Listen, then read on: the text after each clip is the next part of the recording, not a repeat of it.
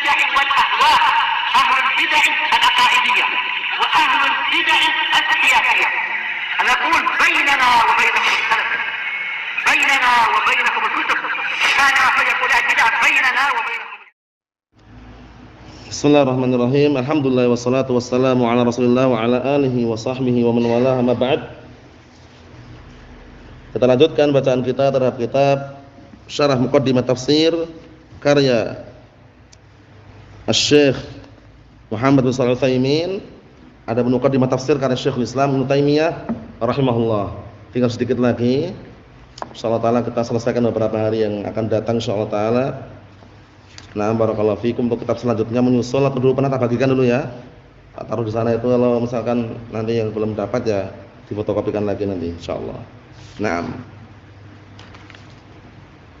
Sekarang kita memasuki halaman 143. 143. Qala al-muallifu asbahullah tafsirul Qur'an bir-ra'yi. Menafsirkan Al-Qur'an dengan akal. Boleh enggak? Enggak boleh. Menafsirkan Al-Qur'an tidak boleh dengan akal.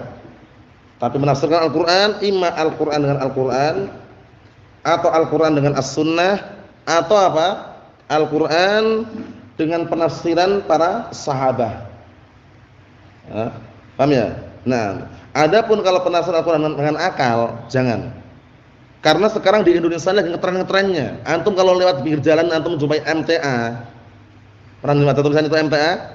Majelis Tafsir Al-Qur'an, itu hampir semuanya menafsirkan dengan akal, menafsirkannya dengan akal yang ujung-ujungnya mereka hanya mencukupkan Al-Qur'an saja.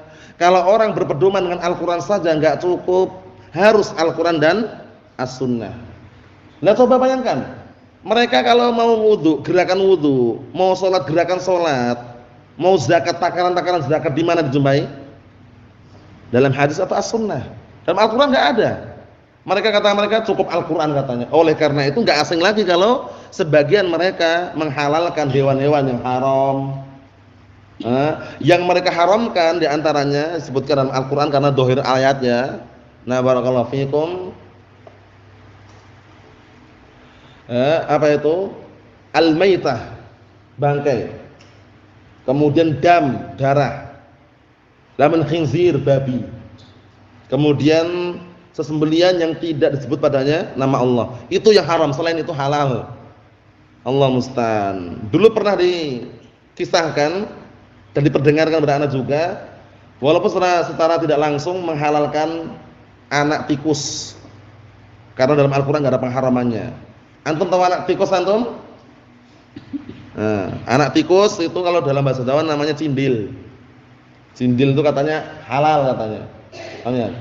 Nah, cuman siapa yang mau makan katanya? Bukan masalah siapa yang mau makan. Kalau dia menghalalkan, tunjukkan dalilnya.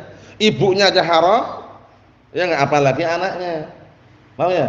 Nah, ibunya haram tikus. Termasuk hewan fasik yang harus yang diperintahkan untuk apa? Membunuh. Jadi jangan sampai dengan akal ya, berbahaya kalau nafsu dan akal itu. Kita lihat. Nah, seperti Syiah Rafidhah, dengan akal enggak mereka tafsirannya? Dengan akal. Al-Baqarah sapi betina, siapa kata mereka? Aisyah. Allahul musta'an. Kita lihat, fa amma tafsirul Qur'an bi mujarradir ra'yi fa haram. Maka adapun menafsirkan Al-Qur'an dengan semata-mata akal haram. Haddatsana Mu'ammal. Qala haddatsana Sufyan, qala haddatsana Abdul A'la an Sa'id bin Jubair an Ibnu Abbas qala qala Rasulullah sallallahu alaihi wasallam man qala fil Qur'an bi ghairi ilmin falyatabawwa maq'adahu minan nar. Ngeri ancamannya. Dari hadisnya Abdullah bin Abbas radhiyallahu anhuma, Rasulullah SAW mengatakan barang siapa yang berkata dalam Al-Quran tanpa ilmu, maka hendaknya dia mempersiapkan tempat duduknya dari api neraka. Kenapa? Karena akal ini bukan untuk apa? Bukan untuk berdalil, bukan untuk berhujjah, tapi digunakan untuk memahami dalil dan harus tunduk dengan dalil. Karena kalau agama ini dibangun di atas akal, bagaimana kemarin? Kata Ali bin Abi Thalib, niscaya khuf bagian bawah lebih pantas untuk diusap daripada atasnya. Karena yang kotor yang mana? Kalau kita pakai kaos kaki, pakai khuf, yang kotor yang mana? Yang bawah. Tapi kenapa yang diusap atas itu loh? Yang diperintahkan karena bukan dengan akal. Ya kan? Nah, barakallahu fikum seperti itu. Lau kana dinu birra'yi lakana batinul khufi aula bil mashi min a'la. Kalau seandainya agama itu dengan akal, niscaya khuf bagian bawah lebih pantas untuk diusap daripada atasnya. Karena yang kotor yang mana? Yang bawah. Allahul musta'an. Dan lihat lagi. Haddatsana Waqi' qala haddatsana Sufyan an Abdul Ala As-Sa'labi an Sa'id bin Jubair an Ibnu Abbas qala Rasulullah sallallahu alaihi wasallam man qala fil Qur'an bighairi ilmin falyatabawa maq'adahu minan nar. Rasulullah SAW mengatakan barang siapa yang berkata dalam Al-Quran tanpa ilmu, maka hendaknya dia mempersiapkan tempat duduknya dari api neraka.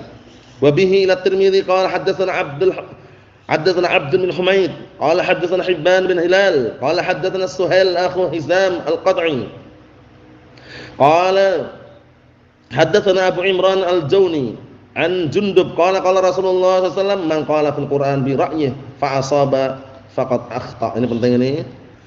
Rasulullah SAW menyatakan barang siapa yang berkata dalam Al-Quran dengan akalnya kok benar, cocok dengan akalnya, maka keliru dia. Kenapa keliru? Karena dia menafsirkan Al-Quran dengan akalnya. Belum, walaupun benar. Belum. Kalau kita menjabarkan enggak masalah, jelaskan enggak masalah, tapi penjelasan kita ada dalilnya gitu loh. Paham ya? Seperti contohnya sekarang, kita kan orang Indonesia, baca Al-Quran, kita terjemahkan ke bahasa Indonesia. Kadang butuh enggak penjelasan? Penjelasan, penjabaran butuh kan? Nah, itu enggak masalah selama tidak berseberangan dengan dalil. Memang akal kita ini ada fungsinya gitu ya, untuk memahami dan memahamkan orang lain. Kan gitu. Nah, barakallahu fikum. Nah, kita perhatikan lagi dikit lagi. Kata beliau, qala Tirmidzi hadza haditsun gharib. Wa qad takallama ba'du ahli al-hadits fi Suhail bin Abi Hazm. Wa hakadha rawa ba'du ahli al-'ilm 'an ashabin Nabi sallallahu alaihi wasallam wa ghairihim annahum shaddadu fi an yufassira al-Qur'an bighairi ilm. Dinukilkan juga dari segenap para sahabat dan selain mereka bahwasanya mereka itu sangat keras terhadap orang yang menafsirkan Al-Qur'an tanpa ilmu. Berbahaya. Wa amma alladhi ruwiya 'an Mujahid wa Qatadah wa ghairuhum min ahli al-'ilm annahum fassaru al-Qur'an falaysa dhann bihim annahum qalu fil Qur'an aw fassaruhu bighairi ilmin. Kata beliau, ada pun yang diriwayatkan dari Mujahid dan Qatadah dan juga selain mereka berdua dari kalangan ahli ilmu bahwasanya mereka menafsirkan Al-Qur'an falaysa dhann bihim, bukan semata-mata dugaan.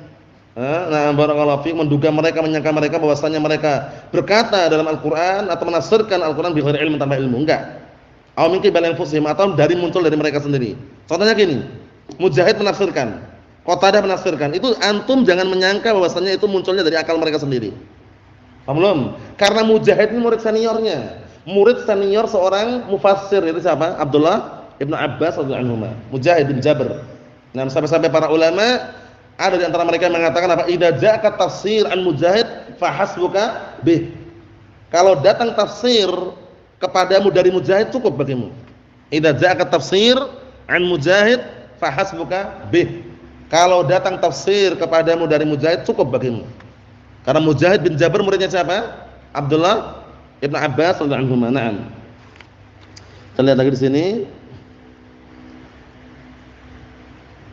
Wa qad ruwiya anhum ma yadullu ala ma qulna annahum lam yaqulu min qibali anfusihim bighairi ilmin. Dan sungguh telah diriwayatkan dari mereka bahwasanya yang menunjukkan bahwasanya kami tidak mengatakan bahwasanya mereka mengatakan muncul dari diri mereka tanpa ilmu. Maksudnya apa? Maksudnya mereka itu bukan di atas akal yang mereka menafsirkannya. Faman qala fil Qur'an bi ra'yihi faqad takallafa ma la ilma lahu bih. Ini penting ini. Barang siapa yang berkata dalam Al-Qur'an dengan akalnya, menafsirkan Al-Qur'an dengan akal, sungguh dia telah membebankan perkara yang dia tidak punya ilmunya. Wasalaka ghairu ma amara bihi wa ghairu ma umira bihi falau annahu asaba al-ma'na fi nafs al-amr la kana qad akhta. Ini penting. Dan dia justru menempuh selain perkara yang diperintahkan padanya. Kalau seandainya benar maknanya yang dia tafsir dengan akal tadi itu, maka dia keliru. Li'annahu lam ya'til amr min babi, karena dia tidak mendatangi perkara dari pintunya.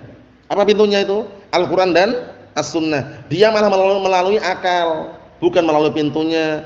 Paham ya? Kaman hakama bainan nas an jahlin fa huwa finnar wa in wafaqa hukmah as-shawab. Sebagaimana orang yang menghukumi manusia disebabkan karena kebodohan dia, menghukuminya dia dalam keadaan bodoh, dia menghukumi itu ya, maka dia di neraka walaupun mencocoki apa hukumnya itu cocok sesuai dengan kebenaran. Finafsul amr pada waktu itu juga.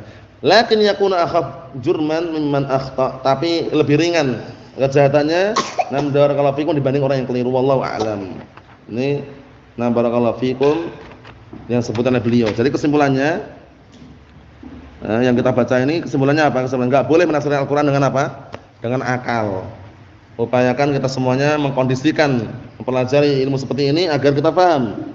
Bisa menafsirkan Al-Qur'an dengan Al-Qur'an atau menafsirkan Al-Qur'an dengan As-Sunnah atau dengan pemahaman para sahabat yang mereka mengambil sumbernya dari Al-Qur'an dan As-Sunnah. Na'am barakallahu fikum. Wassallallahu alaihi wasallam walhamdulillahirabbil alamin.